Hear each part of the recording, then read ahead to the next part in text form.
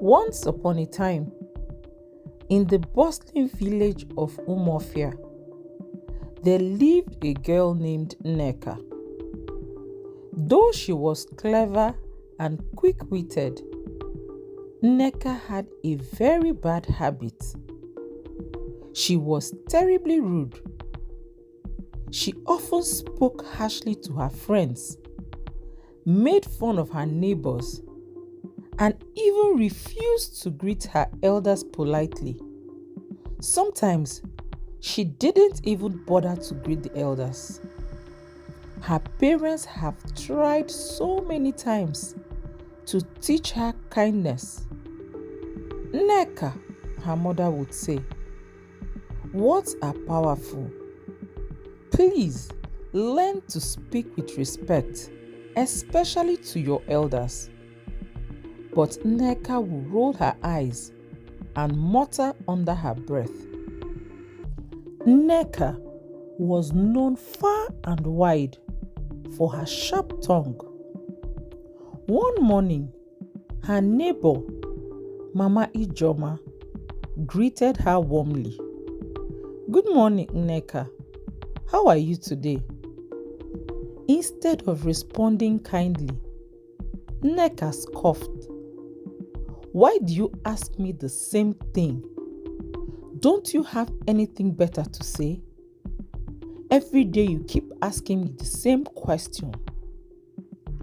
Hurt by her words, Mama Ijoma sighed and walked away, shaking her head. Another day, Nneka was passing by a group of children playing near the village well. One of them, a boy named Chidi, called out to Nneka. "Nneka," he said, "come and play with us."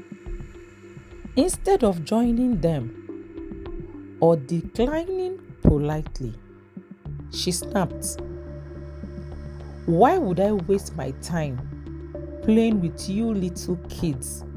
Please, go bother someone else."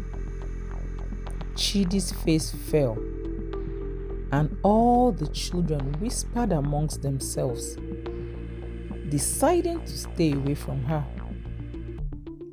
Nneka's rude behavior was becoming a problem, but she didn't care. Until the day she met a mysterious old woman. One sunny afternoon, Neca was sent to the market to buy some vegetables.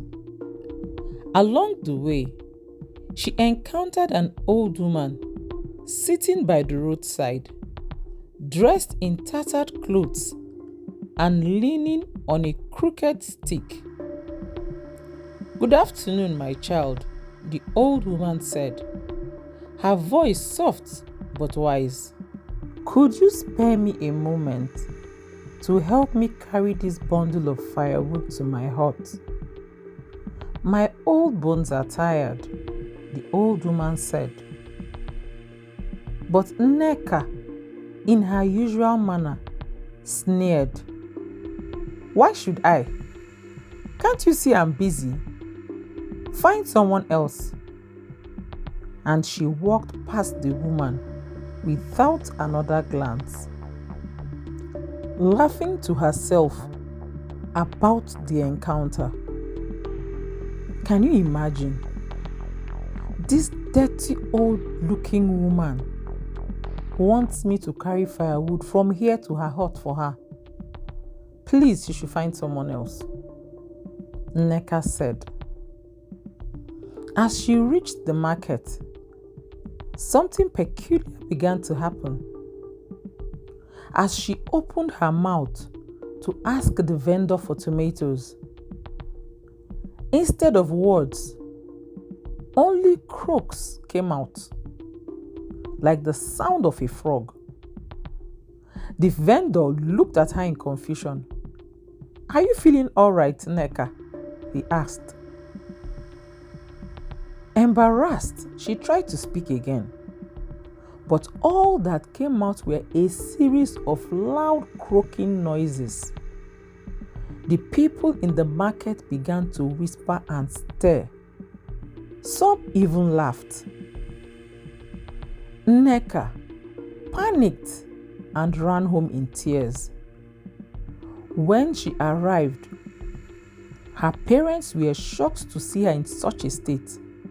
She tried to explain what had happened in the market, but her voice was still nothing more than a frog's croak.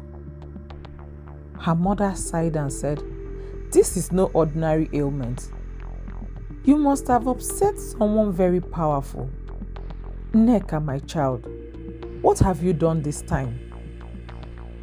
That evening, Nneka's father called the village elder, Papa Ekene, who was known for his wisdom.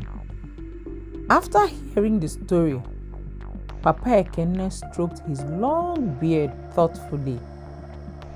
"You must seek out the old woman by the roadside," he said. "She is no ordinary elder. She is Nwanyi Nneka, a spirit guardian who teaches lessons to those who lack respect." With no other choice, Neca set out to find the old woman. As the moon cast a soft glow over the village, she reached the spot where she had seen her earlier. There, under a large tree, sat the old woman, her eyes twinkling like stars. Nneka felt a little scared, but she had to apologize to the old woman. The old woman, Nwanyi Nneka, decided that Nneka needed to learn the value of humility, kindness, and respect before she would regain her voice. So she gave her 3 tasks to complete, each designed to teach her a lesson. The first task I give you, Nneka, is to fetch water for the village elder. You would fetch water for Papa Ekene, the eldest man in the village, who lives at the top of a steep hill. Nneka would normally scoff at this task, but now, with no voice to argue, she had no choice but to obey. The path to the river was rocky and the pots were heavy, but Nneka persevered. As she carried the water up the hill, she realized how much effort it took to serve others, and how her rude words have often dismissed the struggles of those who worked hard around her. Her second task was to feed orphans. The old woman led Nneka to the village orphanage, handed her a basket of food, and told her to share the food with the children. When Nneka entered, she saw the children's faces light up at the sight of the food. Though she couldn't speak, she watched as they eagerly ate, some even saving portions for their friends. She felt a pang of guilt as she remembered how dismissive she had been to the children by the well. Seeing their joy taught her the importance of kindness and how even small gestures could bring happiness. On the 3rd day, which was the day of the last task, Nneka was to apologize to all those she had hurt. The final task was the most challenging. Nwanyi Nneka told Nneka to apologize to everyone she had been rude to, even though she could only communicate through gestures and actions. Nneka visited Mama Ijoma first, bringing her fresh vegetables from the market as a sign of peace. Then she approached the children by the well, offering them small handmade toys which she had crafted. Each person she apologized to forgave her, and Nneka began to feel a weight lifting from her heart. By the time Nneka completed all 3 tasks, she understood the value of humility, kindness, and respect. When she returned to the old woman, she was sure her voice was going to be restored. Nneka went to the old woman and tried to speak, but only croaks came out.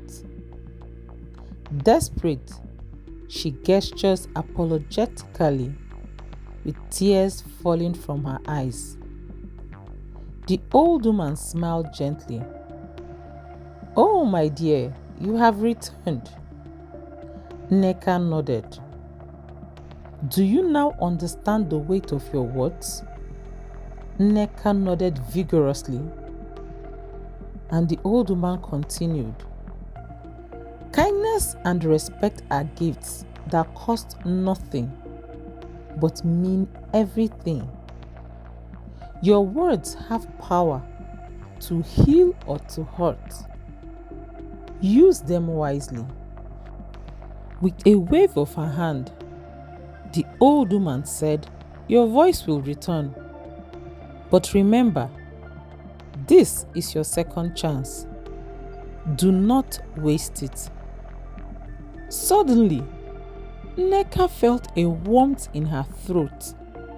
She opened her mouth and whispered, "Thank you, wise one." Her voice was back.